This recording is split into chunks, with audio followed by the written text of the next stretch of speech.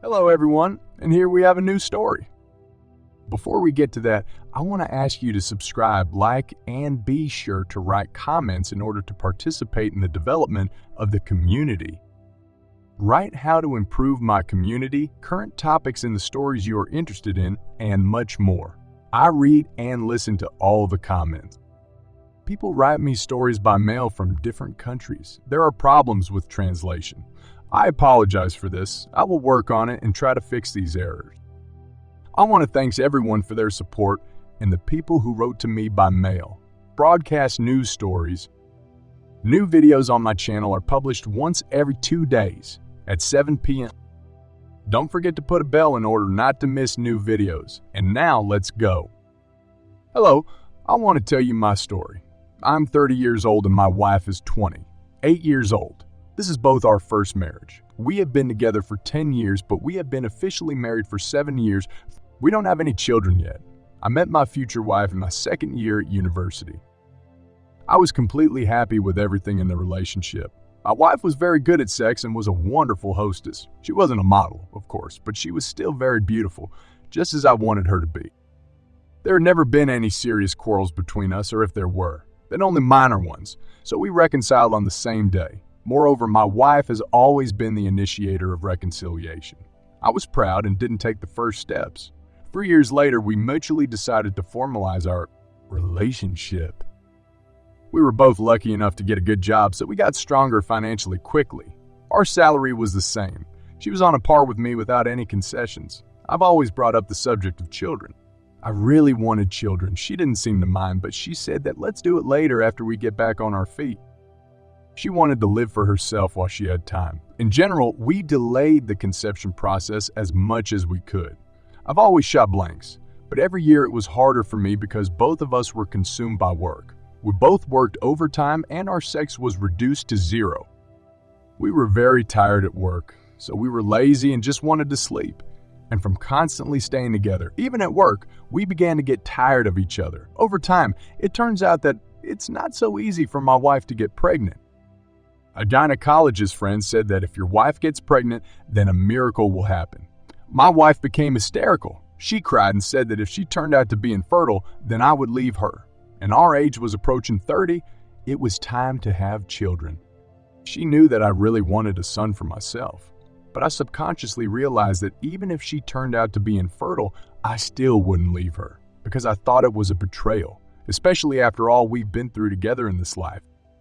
I always thought that we lived soul to soul and didn't hide anything from each other. My wife has always been open in relationships, and she has always told me the truth. She said that if she suddenly finds another man, she will immediately inform me so that we both do not suffer. We often joked about cheating. She hinted to me that if a smart girl wants to cheat on her boyfriend, then the man will never know about it. Now I'm going to tell you about the bad stuff. I drank very rarely, but if I did, it blew my mind. When intoxicated, I most often became a pig towards my wife. I could flirt with other girls in front of her and even kiss them. I could insult my wife and humiliate her, but I never raised my hand against her.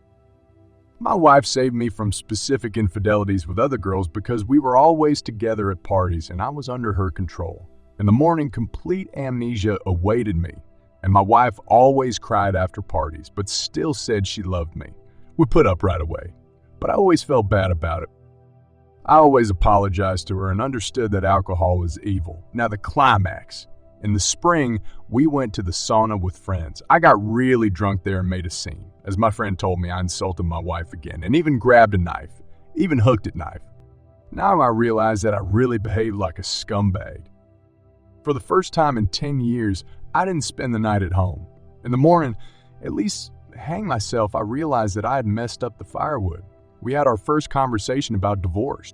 We even wanted to collect the documents, but I was lucky that in some official instances, it was a day off. Deep down, I was very happy, but my wife didn't look very happy. After the quarrel, 2 weeks of the usual one existence. We hardly spoke to each other. Came home from work, had dinner, and went to bed. After a while, we sort of reconciled, but I still felt guilty. My wife is not as outspoken as she used to be. To my question, "Do you love me or not?" that constantly reminded me of this incident in the sauna. We hardly had sex. I dreamed that my wife would cool down. so I started giving her gifts to help around the house and so on. But still, everything was not the same as before, and she became cold to me. She began to spend more time with her friends.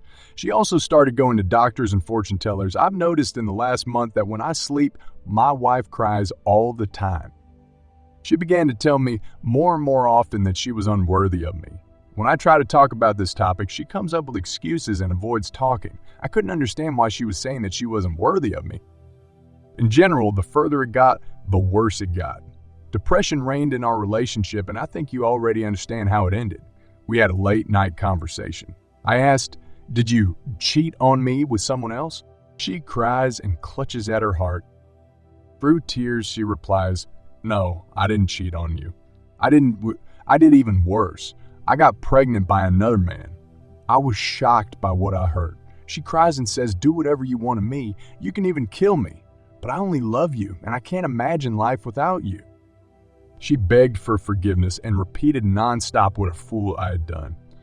I couldn't come to my senses for a very long time, but for some reason, I didn't feel rage and anger. I always thought that I would kill her if I found out about the betrayal. God forbid.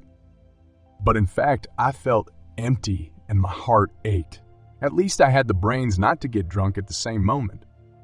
If I got drunk, I think the outcome would be completely different. "Come on," I told her. "Tell me everything in order."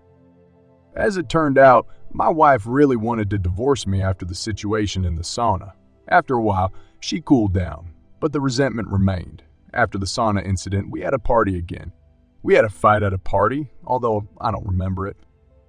My wife went to her friend, complained to her, and got drunk herself. When my wife was going home, she called a taxi driver she knew. She often went with this taxi driver, and he flirted with her. As a result, my wife, out of anger at me, decided to take revenge and had sex with this taxi driver right in the car. According to my wife, when they started having sex, it dawned on her and she pushed him away.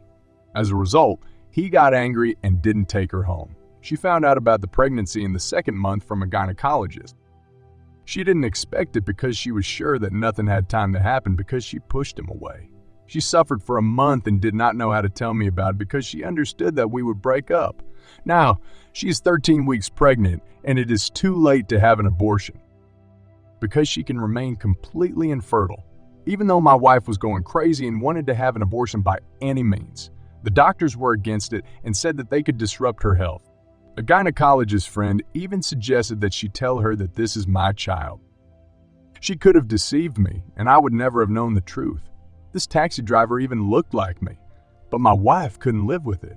She was afraid that the child would not be mine after all, and that the night we had sex after the party, I was drunk, so I won't believe her words. I listened carefully to my wife and said that I needed a break. I needed to think about everything that had happened and say my decision. A week passed and every night my heart was splitting with pain. I started having panic attacks. In general, I started having nervous health problems. When I lay down in the same bed with my wife, I had a picture in my head of her having sex with this taxi driver. At that moment, I was turning inside out. In the end, I thought it over well and concluded that my wife was lying to me. It is impossible to push a person away during sex and get pregnant. She had sex with him until the end. And since it was too late to have an abortion, she decided to put pressure on pity so that I would forgive her. But no, I consider it a betrayal, and a week later I filed for divorce.